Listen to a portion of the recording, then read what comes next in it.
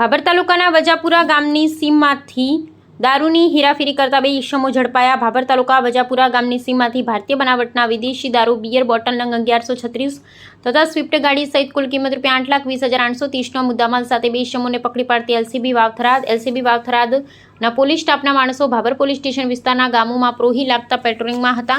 તે દરમિયાન બાતમી હકીકત મળેલ કે વજાપુરા જૂના ખાતે રહેતા લાલસિંહ બળવંતસિંહ વાઘેલા નાઓના ખેતર એક સ્વિફ્ટ ગાડી નંબર GJ08DD 1388ની દારૂની ભરેલી ખાલી કરવા ગયેલ છે, જે હકીકત આધારે રેડ કરી હકીકતવાળી જગ્યાએ ખેતરમાંથી ગેરકાયદેસર અને વગર પાસ પરમિટના ભારતીય બનાવટના વિદેશીની દારૂની અલગ અલગ બ્રાન્ડની બોટલો બિયર ટીન નંગ 1136 કિંમત ₹3,15,823 તથા સ્વિફ્ટ ગાડી રજિસ્ટર નંબર GJ08DD 1388 કિંમત ₹5 લાખ તથા અન્ય મુદ્દામાલ સહિત કુલ કિંમત ₹8,20,823ના મુદ્દામાલ સાથે દારૂનો જથ્થો આપવામાં આવેલ।